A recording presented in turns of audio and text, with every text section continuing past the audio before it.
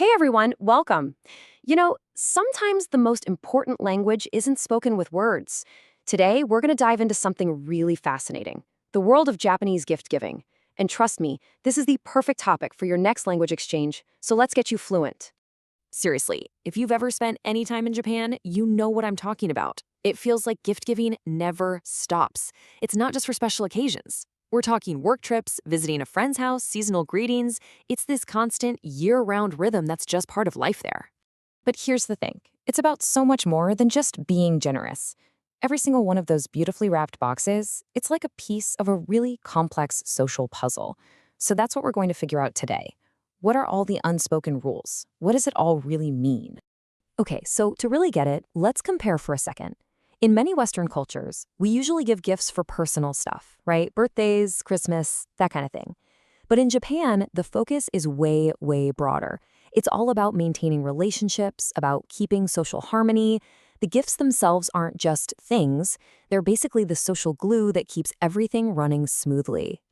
And that idea of social glue brings us perfectly to our first big concept. This is one you absolutely have to know. It's called omiyage.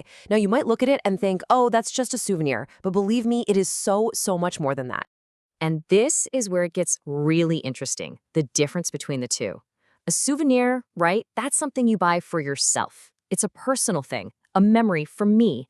But an omiyage, that's a gift for us. It's this obligatory gift you bring back for your whole group, especially your coworkers. It's not some random thing you pick up. It's a genuine social duty. And this whole social duty thing, it explains so much. It's the reason why when you go to any tourist spot in Japan, you see these giant boxes of individually wrapped cookies or snacks. They're literally designed to be passed out easily to everyone back at the office. It all clicks into place. So when you give an omiyage, you're not just giving a snack. You're having a whole unspoken conversation. You're saying, hey, thanks for covering for me while I was gone, and also my apologies for being away. It's this brilliant little ritual that just smooths everything over and keeps that group harmony, which, by the way, has a name, wa. But okay, it's not just about what's inside the box. It's also about the box itself. In Japan, how you give a gift, the presentation, is just as critical as the gift itself. Seriously, the wrapping is a total art form, and it's packed with meaning. I mean, the level of detail is incredible. That careful, perfect wrapping, whether it's with gorgeous paper, or a traditional cloth called furoshiki, or these little formal ornaments called noshi, it's sending a message all on its own. It's basically saying, I respect you so much that I've taken this time and care to make this perfect for you. It's hospitality and respect, all tied up with a bow. All right, so you've given this perfectly wrapped gift. Job done, right? Nope, not even close.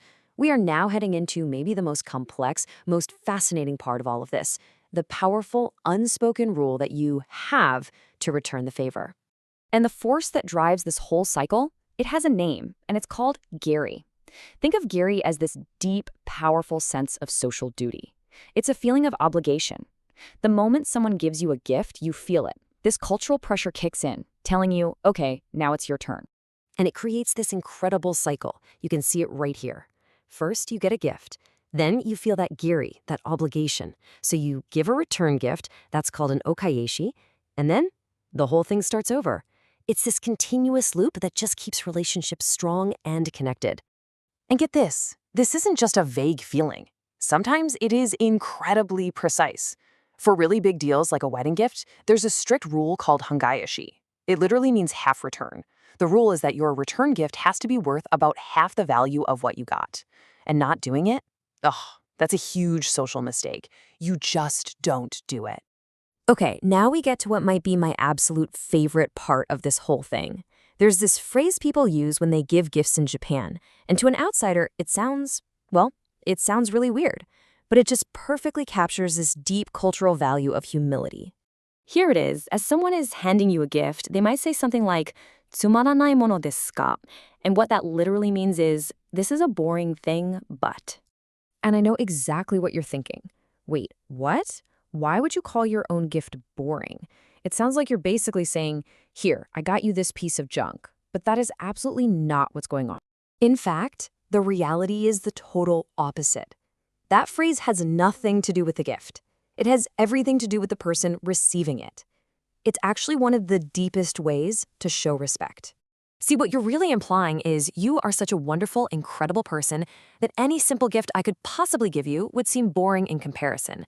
You're lowering the status of the gift to elevate the status of the person. It's such a brilliant, elegant piece of communication, isn't it? All right, so now you've got the decoder ring for Japanese gift giving.